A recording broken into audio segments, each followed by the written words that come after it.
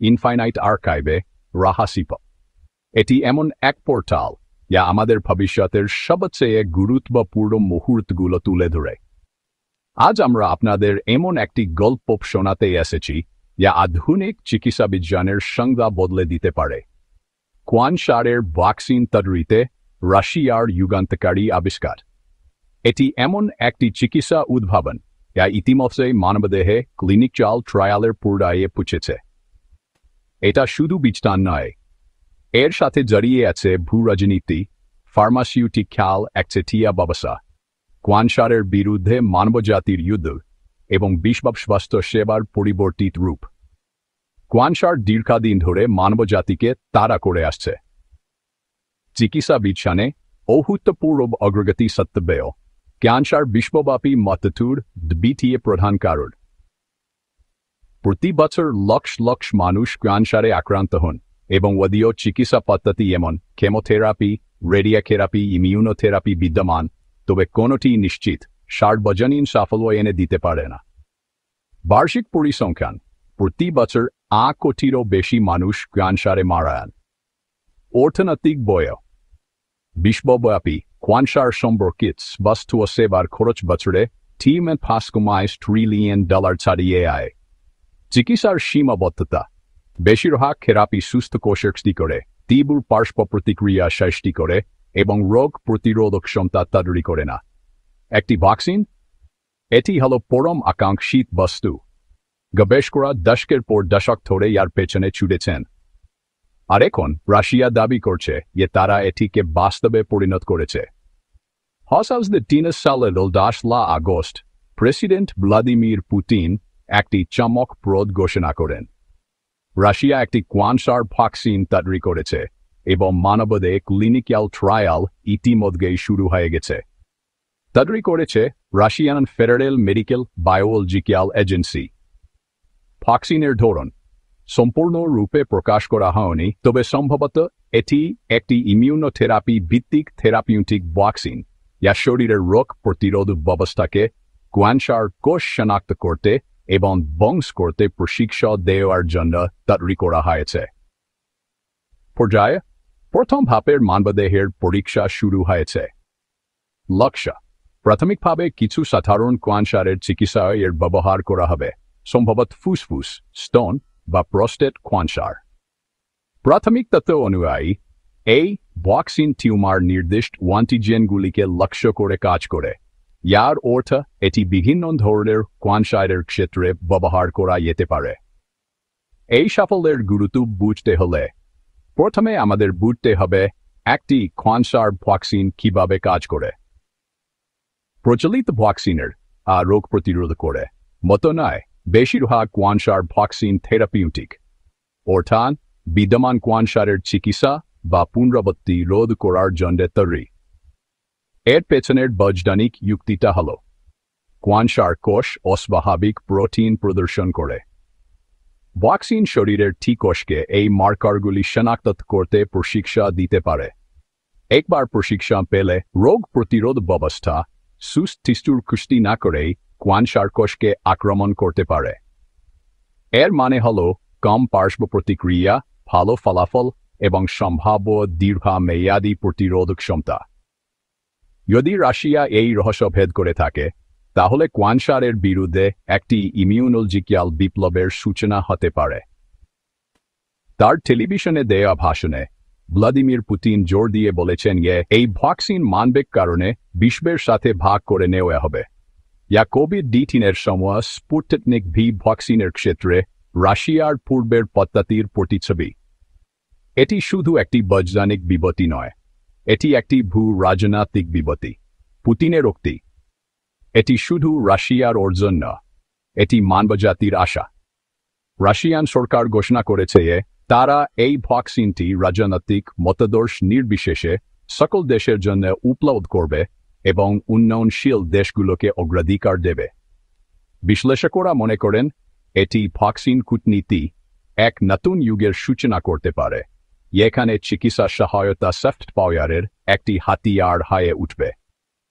রাশিয়ার এই ঘোষণা বিগ ফার্মার মধ্যে বিশেষ করে ইউরোপ এবং মার্কিন যুক্তরাষ্ট্রে ব্যাপক আলোড়ন সৃষ্টি করেছে। এর কারণ হল ফার্মা অর্থনীতি।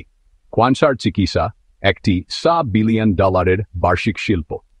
ফাইজার, রোচে এবং নোভার্টিসের মতো সংস্থাগুলো বিশ্বব্যাপী অনকোলজি বাজার নিয়ন্ত্রণ করে। একটি স্বল্প মূল্যের রাশিয়ান ভ্যাকসিন পেটেন্ট ক্ষত থেরাপিগুলির বাজার নষ্ট করতে এবং সাশ্রয়ী মূল্যে চিকিৎসার সুযোগ তৈরি করতে পারে। আশঙ্কা করা হচ্ছে যে পশ্চিমা ফার্মাসিউটিক্যাল লবিগুলো এই ভ্যাকসিনকে চ্যালেঞ্জ বা অসম্মান করতে পারে। পেটেন্ট যুদ্ধ বা রাজনৈতিক নিষেধাজ্ঞা দেখা দিতে পারে। পশ্চিমা দেশগুলোতে ভ্যাকসিনের অনুমোদন ইচ্ছাকৃতভাবে বিলম্বিত হতে পারে। রাশিয়া এই পরিস্থিতিগুলোর জন্য প্রস্তুতি নিচ্ছে, সম্ভবত দ্রুত পরীক্ষা এবং বিতরণের জন্য ব্রিক্স দেশগুলো এবং এশিয়া প্যাসিফিক জোটের সাথে অংশীদারিত্বের মাধ্যমে। বায়োমেডিক্যাল বিজ্ঞানে রাশিয়ার সাফল্যকে অবমূল্যায়ন করা উচিত নয়। পশ্চিমা গবেষণা প্রতিষ্ঠানগুলোর দ্বারা প্রায়শই টাকা পড়ে গেলেও ভ্যাকসিনের উদ্ভাবনে রাশিয়ার একটি গভীর ইতিহাস রয়েছে। পোলিও ভ্যাকসিন ডেভেলপের দশক। রাশিয়া পোলিও ভ্যাকসিনের ব্যাপক উৎপাদনে প্রথম দেশগুলোর মধ্যে ছিল। স্পুটনিক ভি কোভিড ভ্যাকসিন বিশ্বব্যাপী প্রথম নিবন্ধিত কোভিড ভ্যাকসিন। জেনেটিক গবেষণা EMBA গত দশকে অনকোজেনোমিক্স এবং ইমিউনোজেনেটিক্সে প্রচুর বিনিয়োগ করেছে। এই ক্যান্সার ভ্যাকসিনটি কোনো বিচ্ছিন্ন ঘটনা না, এটি রাশিয়ান সরকার কর্তৃক সমর্থিত একটি কৌশলগত চিকিৎসা দৃষ্টিভঙ্গির অংশ। বিশেষ করে কোনো নিষেধাজ্ঞা ভারাক্রান্ত পশ্চিম রাশিয়া কে বিছানো চিকিৎসায় নির্ভর হতে বাধ্য করছে। ভারত এবং অন্যান্য উন্নয়নশীল দেশগুলোতে একটি গুরুত্বপূর্ণ ভূমিকা পালন করতে পারে। রাশিয়া সম্ভবত ভারতের বায়োটেক শিল্পের সাথে অংশীদারিত্ব করে এই ভ্যাকসিন ব্যাপক পরিমাণে উৎপাদন করতে পারে। ভারতের নিয়ন্ত্রক প্রক্রিয়া ইউরোপের চেয়ে দ্রুত এবং সহজ হয়।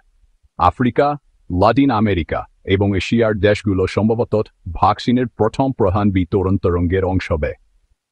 গ্লোবাল সাউথের জন্য এর অর্থ হতে পারে পশ্চিমা মূল্যের বাধা ছাড়াই উন্নত অনকোলজি চিকিৎসার অ্যাক্সেস। ক্যান্সার সম্পর্কিত মৃত্যু থেকে স্বাস্থ্য সেবার বোঝা কমে যাবে। ক্লিনিক্যাল ট্রায়ালে অংশগ্রহণের মাধ্যমে রাশিয়ান ইনস্টিটিউটগুলোর সাথে বৈজ্ঞানিক সহযোগিতা। রাশিয়ার পরীক্ষার গতি পশ্চিমা চিকিৎসা মহলে কিছু প্রশ্ন তুলেছে। নিরাপত্তা প্রোটোকল অনুসরণ করা হচ্ছে কি? ভূ রাজনৈতিক প্রতিপত্তির জন্য কি ভ্যাকসিনটি তৈরি করা হচ্ছে? দীর্ঘমেয়াদী পার্শ্ব প্রতিক্রিয়া কি যদি থাকে?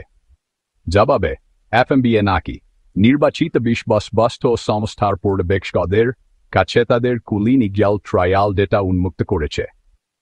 ভবিষ্যতের জন্য আন্তর্জাতিক পিয়ার রিভিউকারদের আমন্ত্রণ জানিয়েছে। বিশ্বব্যাপী বৈজ্ঞানিক সম্প্রদায়ের জন্য একটি প্রাথমিক শ্বেতপত্র প্রকাশ করেছে। এটি ভূ রাজনৈতিক উত্তেজনার অন্তর্গেয় বৈজ্ঞানিক জবাবদিহিতার প্রতিশ্রুতি নির্দেশ করে। অতীতে ক্যান্সারের ডজন খানেক বোর্ড ভ্যাকসিন মার্কিন যুক্তরাষ্ট্র থেকে জাপান পর্যন্ত প্রাথমিক উত্তেজনা প্রায়শই হতাশায় পর্যবসিত হয়েছে। কিন্তু রাশিয়ার প্রকল্পটি কেন আলাদা? এটি একাধিক ক্যান্সারকে লক্ষ্য করে তৈরি করা হয়েছে, শুধু একটি নির্দিষ্ট ধরনের জন্য নয়। সরকারি তহবিল কর্পোরেট চাপ ছাড়াই বিতরণ সম্ভব করে তোলে। পরীক্ষাগুলো স্বাভাবিকের চেয়ে দ্রুত শুরু হয়েছে, যা শক্তিশালী প্রিক্লিনিক্যাল প্রমাণ নির্দেশ করে। তবুও চিকিৎসা বিজ্ঞানীরা সতর্ক থাকার আহ্বান জানাচ্ছেন। বিজ্ঞানকে অবশ্যই জাতীয়তাবাদ দ্বারা চালিত করা উচিত নয়। আমরা উদ্যাপন করার আগে ডেটা দেখি। এলেন ক্রেমার, অনকোলজিস্ট, টরন্টো বিশ্ববিদ্যালয়। এই হল সেই ভারসাম্য যা এখন আমাদের সামনে, আশাবাদ এবং সতর্ক পর্যবেক্ষণ। এই রিপোর্টের প্রথম অংশ শেষ করার আগে কিসের জন্য অপেক্ষা করছে তা এখানে দেওয়া হল। প্রথম ধাপের সম্পূর্ণ পরীক্ষার ডেটা সেনা মাসের মধ্যে প্রত্যাশিত। উচ্চ ঝুঁকিপূর্ণ রোগীদের জন্য জরুরি ব্যবহারের অনুমোদনের প্রক্রিয়া। বিদেশে উৎপাদন অংশীদারদের জন্য উন্মুক্ত লাইসেন্সিং। অ্যান্টিজেন কাঠামো এবং ইমিউন প্রতিক্রিয়ার ম্যাট্রিক্সের পাবলিক প্রকাশ। ক্যান্সার মুক্ত বিশ্বের স্বপ্ন এখনো হয়তো অনেক দূরে, কিন্তু আজ এটি আগের চেয়েও বেশি কাছাকাছি মনে হচ্ছে। রাশিয়া এখন ঘোষণা করে যে তারা ক্যান্সারের ভ্যাকসিনের মানবদেহে পরীক্ষা শুরু করেছে, তখন তাৎক্ষণিক কম্পনটি কেবল বৈজ্ঞানিক ছিল না, এটি ছিল ভূ-রাজনৈতিক। ফার্মাসিউটিক্যাল ক্ষমতার বৈশ্বিক ভারসাম্য, চিকিৎসা জোট এবং পশ্চিমা স্বাস্থ্য সেবা ব্যবস্থায় জনগণের আস্থা নবাড়ে হতে শুরু করে। আসুন আমরা সেই বহুস্তরীয় পরিণতিগুলো বিশ্লেষণ করি, যা ইতিমধ্যেই বিশ্বজুড়ে প্রভাব ফেলছে। মার্কিন যুক্তরাষ্ট্র এবং ইউরোপের প্রধান ফার্মাসিউটিক্যাল স্টকগুলো, বিশেষ করে যারা অনকোলজি ওষুধে প্রচুর বিনিয়োগ করেছে, তারা বিনিয়োগকারীদের আস্থায় পতন দেখেছে। রয়েছে ফাইজার এবং মের্কের মতো কোম্পানিগুলো, যারা বিশ্বব্যাপী ক্যান্সার চিকিৎসার বাজারের 60% এরও বেশি দখল করে আছে। কঠিন প্রশ্নের সম্মুখীন হতে শুরু করে তারা কিভাবে একটি সরকারিভাবে বিতরণ করা স্বল্প মূল্যের ভ্যাকসিনের সাথে প্রতিযোগিতা করবে। তারা কি মানবিক কারণে ভ্যাকসিন ভাগ করে নেওয়া আর রাশিয়ার প্রস্তাবের সাথে পাল্লা দিতে পারবে। জবাবে লবিং গ্রুপগুলো রাশিয়ার ভ্যাকসিনের পরীক্ষার বৈধতা নিয়ে প্রশ্ন তুলে গোপনে প্রচার শুরু করে। এমনকি কিছু সংস্থা পশ্চিমা বাজারে ভ্যাকসিনের প্রবেশ বিলম্বিত করার জন্য আইনি কৌশল প্রস্তুত করতে শুরু করে। কিন্তু বাস্তবতা কাপুর, যদি এই ভ্যাকসিনটি কার্যকর প্রমাণিত হয়, তবে এটি কয়েক বিলিয়ন ডলারেরও বেশি মূল্যের ক্যান্সার চিকিৎসা অর্থনীতিকে স্থায়ীভাবে ব্যাহত করবে। এর অন্যতম তাৎক্ষণিক ফলাফল হল পশ্চিমা বিশ্বের বাইরে বৈশ্বিক চিকিৎসা জোটের শক্তিশালী কোণ। রাশিয়া এখন ভারতের সাথে ভ্যাকসিন উৎপাদনের জন্য সিরাম ইনস্টিটিউট এবং ভারত বায়োটেকের মাধ্যমে উন্নত আলোচনা চালাচ্ছে। চীন গবেষণায় চাইকোন এবং ব্রিক্স স্বাস্থ্য কৌশলগুলিতে অন্তর্ভুক্তির জন্য দক্ষিণ আফ্রিকা এবং ব্রাজিল ক্লিনিক্যাল ট্রায়াল সম্প্রসারণের জন্য জাতিগত এবং জেনেটিক বৈচিত্র্য পর্যবেক্ষণের জন্য ইরান এবং কিউবা বিকল্প বিতরণ পথের জন্য, বিশেষ করে এখানে মার্কিন নিষেধাজ্ঞা প্রয়োজন। এই পদক্ষেপগুলো একটি নতুন বিশ্ব স্বাস্থ্য ব্যবস্থার ইঙ্গিত দেয়। এখানে ওষুধের সহজলভ্যতা কেবল FDA বা EMA দ্বারা নির্ধারিত হবে না, বরং একটি বহুমুখী বিকেন্দ্রীভূত বৈশ্বিক ঐকমত্য দ্বারা পরিচালিত হবে। রাশিয়ার FMBA তাদের প্রথম ধাপের পরীক্ষার প্রাথমিক তথ্য প্রকাশ করেছে। এখানে বলা হয়েছে, প্রথম দিকের পরীক্ষামূলক অংশগ্রহণকারীদের মধ্যে কোনো গুরুতর প্রতিকূল ঘটনা ঘটেনি। পরিচিত টিউমার অ্যান্টিজেনগুলির বিরুদ্ধে পরিমাপক টিকস প্রতিক্রিয়া প্রাথমিক পর্যায়ের এবং অবশিষ্ট ক্যান্সারের রোগীদের মধ্যে আশাবহজনক ফলাফল। কিন্তু পশ্চিমা জার্নালগুলো আরও বেশি কিছু দাবি করছে। স্বাধীন অনকোলজি বিশেষজ্ঞদের কাছ থেকে ব্লাইন্ড পিয়ার রিভিউ, ওয়েটে মাস ধরে দীর্ঘমেয়াদী ফলো আপ, পুনরুৎপাদন যোগ্যতা নিশ্চিত করতে ওপেন সোর্স ক্লিনিক্যাল পদ্ধতি। বিশ্বব্যাপী কিছু প্রশ্ন উত্থাপিত হচ্ছে। এটি কি সব ধরনের ক্যান্সারের জন্য কাজ করে, নাকি শুধু নির্দিষ্ট কিছু ধরনের জন্য? এটি কি প্রতিরোধমূলক নাকি থেরাপিউটিক? বুস্টার ডোজের প্রয়োজন হবে কি? ইমিউন মেমোরির ক্ষেত্রে ভ্যাকসিনের স্থায়িত্ব কতটুকু? রাশিয়া লঞ্চেট NEJM অথবা একটি রাশিয়ান ইংরেজি দ্বিভাষিক ওপেন জার্নালে সম্পূর্ণ ডেটা প্রকাশ করার প্রতিশ্রুতি দিয়েছে। এমন একটি বড় চিকিৎসা মাইলফলকের সাথে আন্তর্জাতিক সংস্থাগুলো এখন হস্তক্ষেপ করছে। বিশ্ব স্বাস্থ্য সংস্থা মস্কোতে পর্যবেক্ষক পাঠিয়েছে ক্লিনিক্যাল অনুশীলন এবং পরীক্ষার নৈতিকতা যাচাই করার জন্য। জাতিসংঘ SDG সবার জন্য স্বাস্থ্য এর অধীনে ক্যান্সারের ওয়াতনের বৈশ্বিক ওয়াক্সেস উদ্যোগে এই ভ্যাকসিন অন্তর্ভুক্ত করার বিষয়ে আলোচনা করছে। ক্যান্সারের জন্য WHO এর কভ্যাক্সের মতো একটি ব্যবস্থা প্রস্তাবিত হয়েছে। এখানে দেশগুলো দরিদ্র দেশগুলোতে ভ্যাকসিন বিতরণের জন্য সম্পদ একত্রিত করবে। কিন্তু মার্কিন যুক্তরাষ্ট্র এবং WHO-কে ওয়াতায়াত তদন্ত এর জন্য চাপ দিচ্ছে, কারণ তারা রাজনৈতিক চাপের কারণে বৈজ্ঞানিক মূল্যায়নে আপস করার বিষয়ে উদ্বিগ্ন। এটি একটি কূটনৈতিক অচলাবস্থা তৈরি করেছে। রাশিয়া দ্রুত যাচাইকরণ এবং বিশ্বব্যাপী বিতরণ চায়। পশ্চিমবঙ্গের যাচাইকরণ এবং স্তরযুক্ত পরীক্ষা চায়। বিশ্ব বিবকথায় দেখছে এখন মানুষের জীবন ঝুঁকির মধ্যে রয়েছে। যদি এমন কোনো গোষ্ঠী থাকে যারা সবচেয়ে বেশি উপকৃত হবে, তবে তারা হল বিশ্বব্যাপী সুবিধা বঞ্চিত এবং প্রান্তিক জনগোষ্ঠী। সাব-সাহারান আফ্রিকা রেডিওথেরাপি এবং কেমোথেরাপির অবকাঠামোর অভাবে ক্যান্সারের উচ্চ মৃত্যুর হার। দক্ষিণ এশিয়া লক্ষ লক্ষ মানুষ মুখের, স্তন এবং জরায়ুর ক্যান্সারে ভুগছেন, অনেকেই খুব দেরিতে নির্ণীত হন। গ্রিনিয়াল লাতিন আমেরিকা অপর্যাপ্ত স্বাস্থ্য সেবার কারণে ক্যান্সার শনাক্তকরণে বিলম্ব এবং খারাপ ফলাফল। এই সম্প্রদায়গুলোর জন্য রাশিয়ার ভ্যাকসিন শুধু বিছান না, এটি মুক্তি। যদি এটি জনসাধারণের জন্য সাশ্রয়ী মূল্যে, এমনকি প্রতি ডোজে $10 পাওয়া যায়, তাহলে আগামী দশকে এটি লক্ষ লক্ষ জীবন বাঁচাতে পারে। এটি বিশ্ব স্বাস্থ্যকে পরিবর্তন করতে পারে, চিকিৎসা শিল্প কমপ্লেক্সের বাইরের দেশগুলোকে শক্তিশালী করতে পারে। ভ্যাকসিন কূটনীতির উত্থান কিছু নৈতিক প্রশ্ন উত্থাপন করে। একটি জীবন রক্ষাকারী ভ্যাকসিন কি সফট পাওয়ারের হাতিয়ার হিসেবে ব্যবহার করা উচিত? বিশ্ব স্বাস্থ্যকে কি জাতীয়তাবাদী উচ্চাকাঙ্ক্ষা থেকে আলাদা করা যায়? রাশিয়ান প্রোপাগান্ডা পশ্চিমা অভিযোগ কি নয়, নাকি শুধু সুরক্ষামূলক? রাশিয়া খোলাখুলিভাবে পশ্চিমকে সহযোগিতার আমন্ত্রণ জানিয়েছে, কিন্তু অনেকেই এটিকে শান্তির প্রস্তাবের চেয়ে একটি চ্যালেঞ্জ হিসেবে দেখছেন। গভীর প্রশ্নটি হল, মানবতা কি পশ্চিমা বিশ্বের বাইরের দেশগুলোর নেতৃত্বে একটি চিকিৎসা ভবিষ্যৎ গ্রহণ করতে প্রস্তুত, নাকি জাতীয়তাবাদ জীবনের পবিত্রতাকে ছাড়িয়ে যাবে?